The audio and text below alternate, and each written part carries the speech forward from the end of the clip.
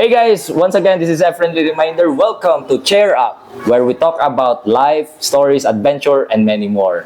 So today, we are very privileged for our episode natin ngayon dahil na pagbigyan tayo ngayon para ma-interview siya kung ano naman yung kanyang mga, alam mo yun, magiging creative mind niya, paano siya mag-isip sa kanyang mga artworks niya and mga instruments. So kasama natin ngayon si Uncle Balugto. Okay, welcome! Hello! Ay, Eugene, simpak! Sama na kayo! Good day. So, Karikol, atoan ko na to karon. We talk about the instrument, we talk about music. Napag-usapan na nato ang about arts, karon naman gusto na ako mapag-usapan. Unsang para sa imuha, unsa ang music? Ang music is, para sa ako is healing and kwan misto siya. Ng powerful nga ma-share bita nimo ang energy, nga good energy. So, more on message para sa imo ang isa ka music. Sa pamaagi sa mga instrument, no? Unsa ang imuhang inspiration call? Is it based on the nature ba? Based ba sa madunggan nimo sa radyo ang mga inspiration nimo sa music? Sa ako, inspiration ako is about sa nature o sa culture. Culture. Unsa ganin yung tribe ninyo? Talandig tribe. Talaandig. Talaandig tribe. Isa sa mga tribe diri sa Bukidnon. Sa non nga tribe sa Bukidnon. Bukidnon, no? Talaandig tribe. So most likely, ang imuhang kwan nimo sa inspiration nimo is the true nature. Nature. And, Pilay mong edad nag-start ka nga magtuon nag-start sa ko music is, edad ko 13. 13? 13, yeah. Na-realize nimo nga gusto na ako mag-music yut ko. Ay, si Tatawaway po ang sapod ako ka mentor sa music. So sa una nga time is hunter man ko, traditional hunter nga maguban ko sa mga As in, nag-hunt ka. So, mga baboy damo, ana. So ang mga natural music madungog na ako sa nature kinayahan. Mo to nakatasog inspiration nga Amazing kayo. natural kasi nga murag the best kay kasi nga music ba nga nadunggan nimo sa kinayahan. So unang uban nga akong mga instrument is imitate na ako ang mga sounds of the nature. Okay. Like sa kokak, the sounds of the frog and the bird. So na ako'y na-create nga sound of the bird and Mga ana, no? Imuha pa nimo. Ikaw ra naghimo sa imong mga instruments nimo nga ana. so daghan ko madungog pod about story sa amuhang mga elders nga kuan mga nature music ba nga organic nga kuan gyud siya nga music. So, ang imuhang kwan nimo kol sa imuhang pag-create nimo sa imuhang instrument, imo ra na siya or nay nagtudlo po nimo? Nabi tudlo sa kuha pero kini nga uban nga instrument nga kuan ako na po'y nag-develop Sa imuha lang nga kwan gid tanan. Factor ba ang community ninyo nga ingani sila, mga artist sila, bauna ang rason nga nung kadaghanan sa inyo nga batanon pa lang, ma-influensyahan mo sa arts pod o music. So tanaw nimo ang community. Kinayahan ko na siya kay sa una pa nga panahon ng mga kuan pa na mo mga ancestor na nasa sila hapon ng blood nga Okay. mga chanter na ano po ang ilang pagka instrument maker, flute maker, mga kuan. So from generation to generation na passed down to your generations lagi di ay ang pagiging artist and musicians and creative gyud kayo sila sa ilang mga craft, no? Okay. So ako nga generation is si Tatewaway gid akong namatahan pod nga usa ka elder pod nga nagpamata sa kuha nga niyang music, nga niyang traditional music, nga niyang contemporary, nga niyang mga world music ana bitaw.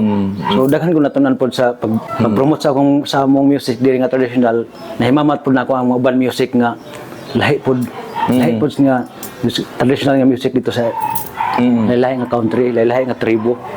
Okay. Kani ang inyo ha. Kani inyo ha. Gusto na ako excited kong makita ang mga instrument ng gipanghimo nimo og mga imitation gikan sa nature call. Sige, sugdan nato. Sa isaw nato. Sample. Kini siya. Okay. Kani siya. Made of bamboo ni siya. Giant bamboo. Pakita nato. Anak ko lang. Giant bamboo siya, no? Ani, bamboo lang gid siya. No? Siya natural ba nga kuan? Kanang gi-kuan gid siya. Unsay kuan ani Col? Unsay tingog ana niya nga kuan? So, kaniso na nga kuan, pag kuan ako, kani ang gibangagan ako desto nga. Nay bangag. So, okay. So, una nga time nga, percussion na ni siya kay, ana raman na siya nga. Sa mga... So, the time nga murag ni evolve ito nga akong mind nga murag pangita ko kuan ba ng sound nga different ba, so nabutangan ako siya ingani kanang murag mga group niya. So na-amaze lang ko nga na-create bitaw ang sounds nga na ngunahing mo na siya kanang kokak ba. Wala sa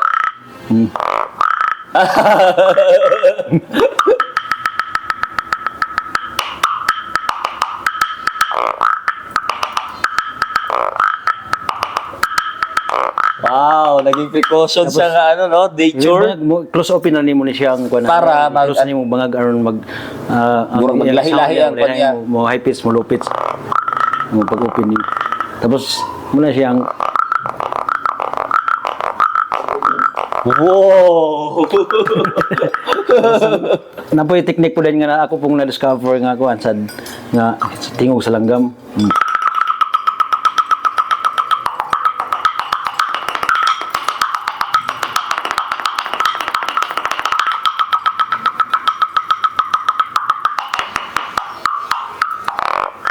Wow!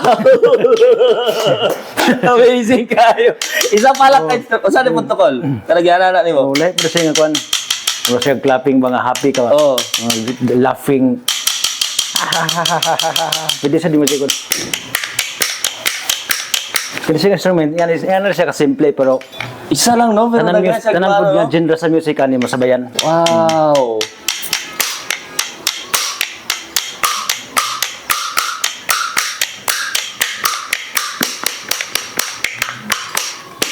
Isa sa akong napansin ko, lo, mga kwan, mga traditional nga instrument na to. Ginagamit na po siya karon sa mga reggae. Yes, Nakita no, no? talaga, Nag-evolve ang reggae karon. So mga traditional instrument na to mga Pilipino, mo na ilahang ginagamit po sa band na karon, no? So ginaano na incorporate nila, gina-introduce na nila nga to ang culture na to nga mga instrument. Unsa pa ang mga instrument nimo dra Col? Na something kakaiba nga panatare. Hindi siya nga instrument. Ako sa ding gihimo kay. Murag sa kanong pano, murag Tapos violin. Unsay tawag ni Col? Ginan ako siya bantukak. Bantukak. Nanam siya ng ang kak niya, nanam niya ang kukak. Lalo sa ang traditional namo is bantula katong dura, gamitag do kay stick. Oh, okay. So kani siya murag evolution ni sa bantulak. Ay. Oh, bulus ko na siya murag diffuse na nako ang kuan pud bagi isa na nako. Oh, bantulak karon bantukak na ni.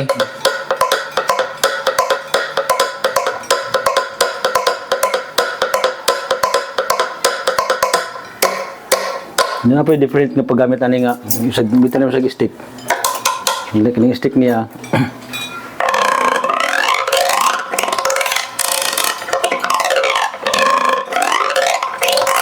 Ila-ilahin siya. Muna gamit sa mga reggae, gamit sa Oo, no? music. Dito, no? Katawang tik-tik. Tik-tik. Tik-tik. Mao dyan din siya. Mao dyan din siya.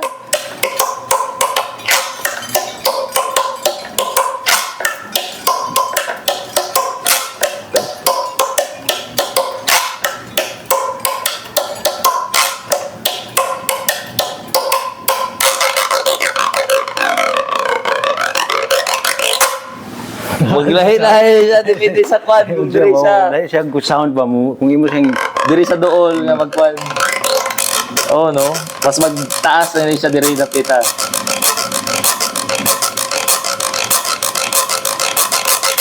Reggae gid siya. Reggae gid. So music is freedom, no? Nga makita nimo biskan asa sa imong palibot nimo. Mo na siya Col, imong bot pasabot.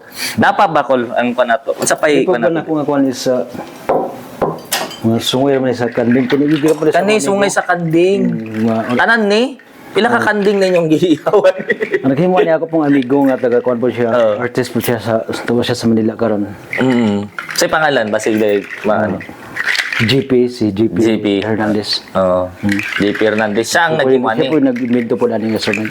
nga instrument nga kanigyud nga klase. Pero mina ko ni madunggan pud sa ano makita na ko sa mga reggae band ba. Di ba Col? Kuligog na nga gamit. Pero mina ko unsay tawagan ni? Kulbot ko siya pangalan ani niya nga Devil kuan siya. Chimes. Ha? Devil Chimes. Devil Chimes ang tawagan ni. Devil Chimes. Kulog Ang naman. artist ang nakaimbento ani si JP. I'm not sure kung siya pero siya may naghimo ani nga kuan iyang kuan. Kaya Gen D, ang tawag nila is Devil Chimes. Hindi ba siya? Oh, okay. Devil Chimes ang tawagan. Tawag sa horn. Sa horn. Pero dili gikan na sa example na kuliga ng river chime. Sumara siya ulan mo. Mura siya tubig bitaw. Ayun, no? Kita ko. Siya tubig ba. Sound sa tubig. Ito, no? Murang na sa ilalong sa tubig. Nga katong naga-flow. Oo. Sapa.